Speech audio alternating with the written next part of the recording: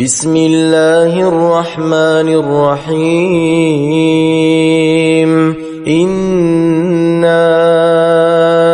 أرسلنا نوحا إلى قومه أن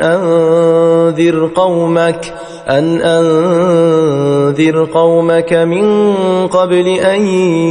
يأتيهم عذاب أليم قال يا قوم إني لكم نذير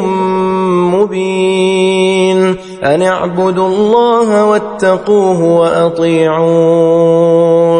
يغفر لكم من ذنوبكم ويؤخركم إلى أجل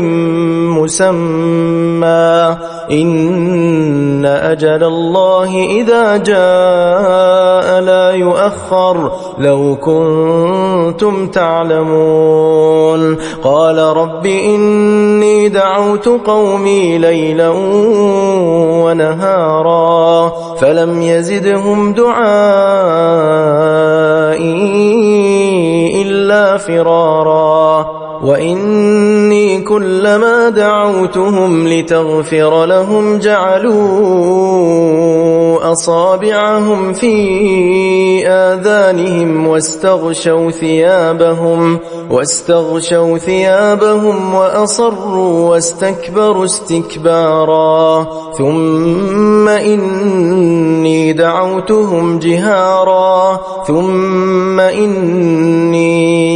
أعلنت لهم وأسررت لهم إسرارا فقلت استغفروا ربكم إنه كان غفارا يرسل السماء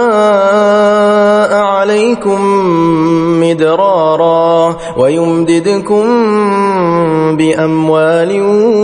وبنين ويجعل لكم جنات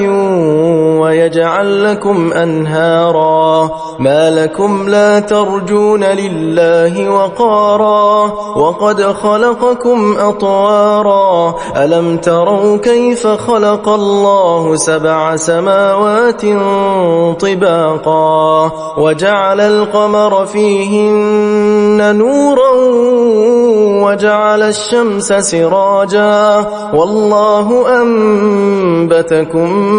من الأرض نباتا ثم يعيدكم فيها ويخرجكم إخراجا والله جعل لكم الأرض بساطا لتسلكوا منها سبلا فجاجا قال نوح رب إنهم عصوني واتبعوا من لم يزده ماله وولده إلا خسارا ومكروا مكرا كبارا وقالوا لا تذرن آلهتكم ولا تذرن ودا ولا سواعا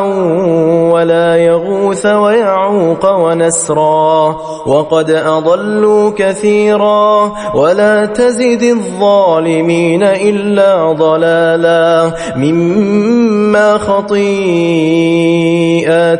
أغرقوا فأدخلوا نارا فلم يجدوا لهم من دون الله أنصارا وقال نوح رب لا تذر على الأرض من الكافرين ديارا إنك إن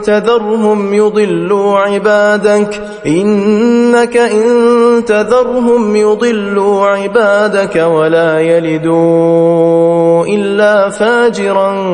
كفارا رب اغفر لي ولوالدي ولمن دخل بيتي مؤمنا وللمؤمنين والمؤمنات ولا تزد الظالمين إلا تبارا